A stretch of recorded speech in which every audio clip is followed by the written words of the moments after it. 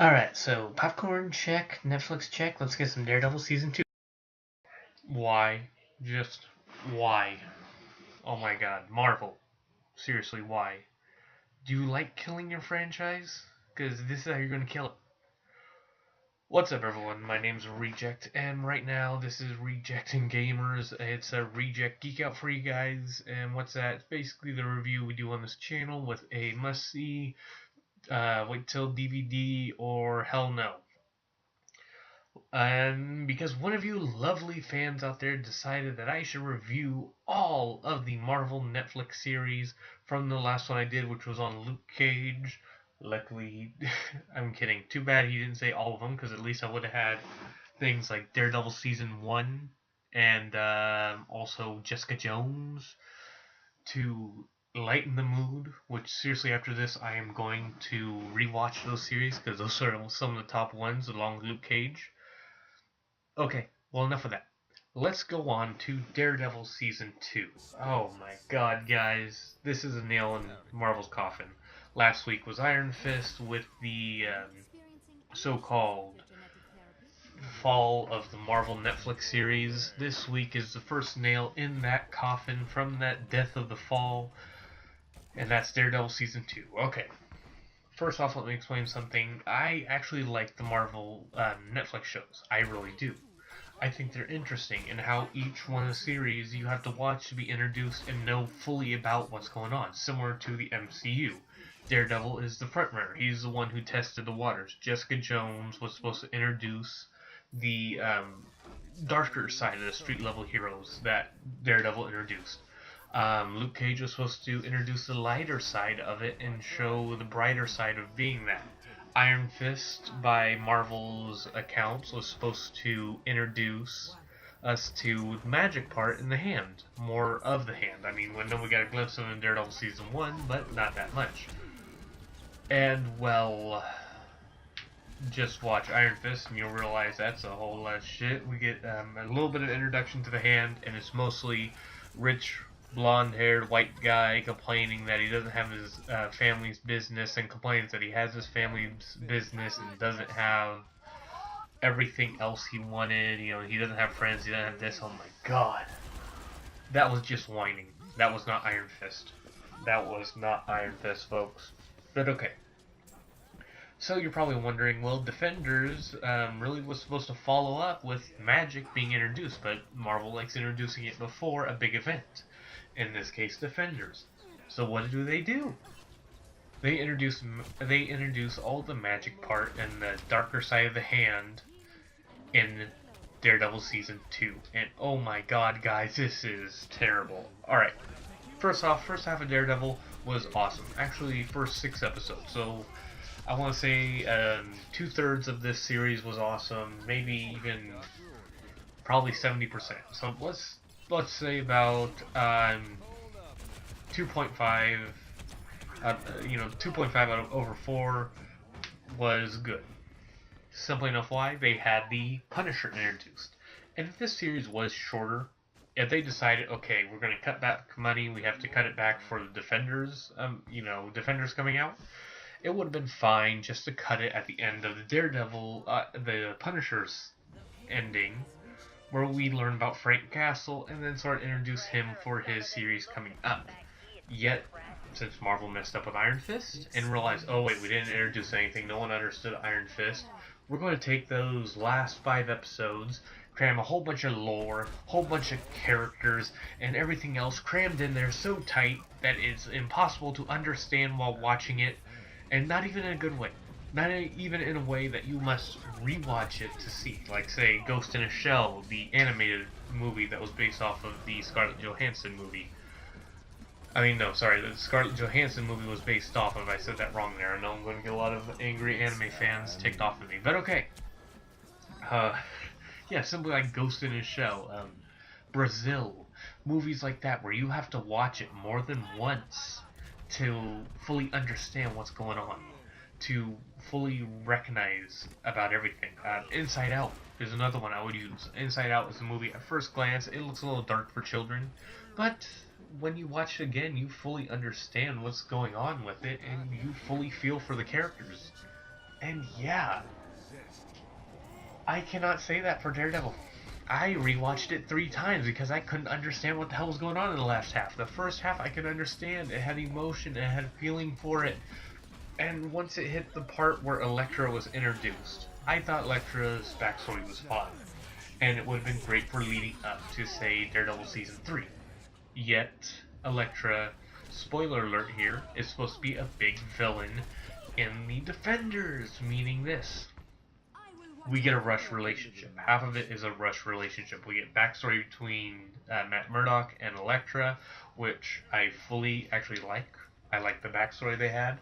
And if there was more time, maybe a full season, maybe another half a season, it would have been great to fully flesh out this relationship and actually feel for them, have a little bit longer, and then kill her off to have the Elektra we all know show up, but we don't get that.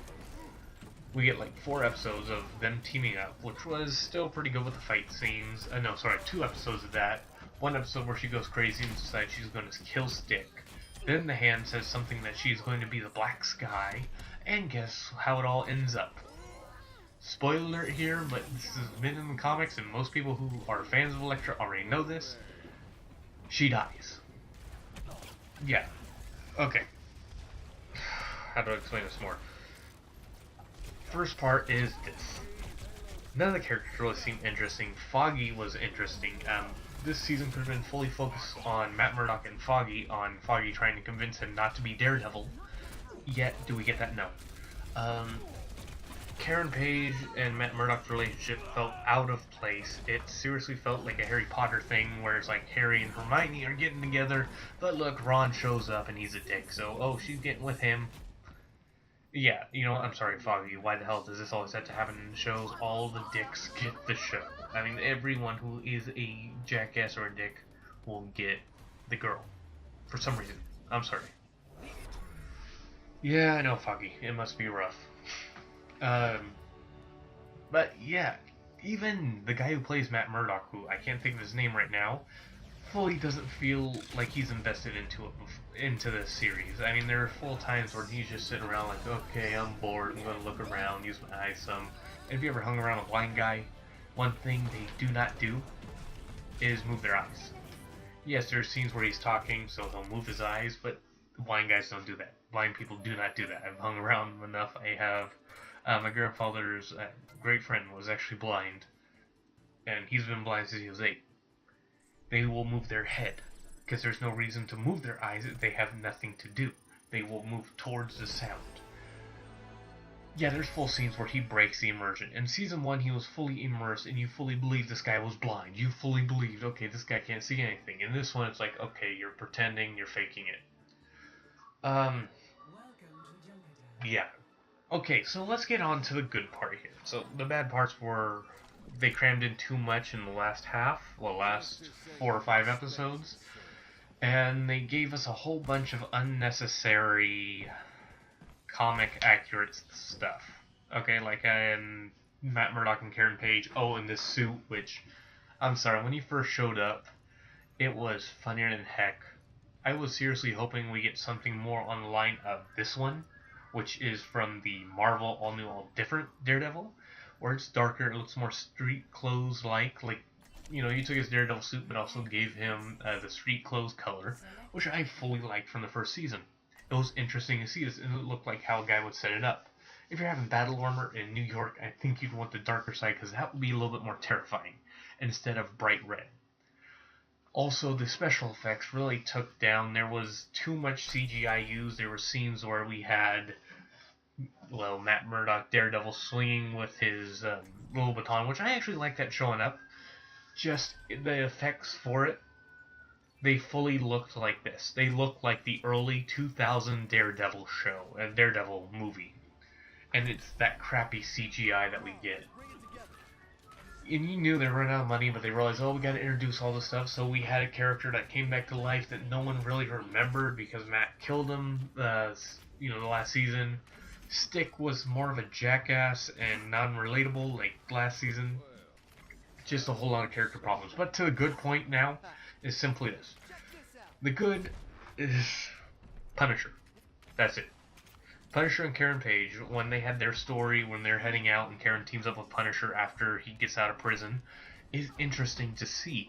Seeing Punisher up to when he goes to prison halfway through the show is real interesting. You see this man and you learn more about him, and even when he gets arrested, you find out more about what's going on with this guy, about his family, and you really feel for this man who had lost everything after coming back from hell. Well, war. But war never changes. And it was interesting to see his character. You fully felt it, and you were invested into him. When he got the kills, knew he was doing it for the right, so no one would have to live through what he saw, what happened to him. And yeah, it was amazing to see. Yet, even better was actually the Kingpin part. They had like 2-3 episodes of Kingpin showing up, which simply was when Punisher was in prison. He meets Kingpin. Kingpin fully does a Kingpin move by having Punisher kill the head guy in the prison, and he actually tries to turn against Punisher, and then the whole thing happens where he lets out Punisher because he knows, oh, this guy's going to kill me.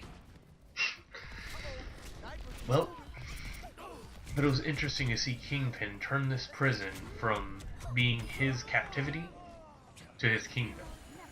A full comic book move that he would have done, and just taken over and became the kingpin of the prison. He owns it, he runs it, and there's even a scene where Matt Murdock goes in there and it's found out that Kingpin is running it. He just busts off and he beats the crud out of Matt Murdock while they're fighting.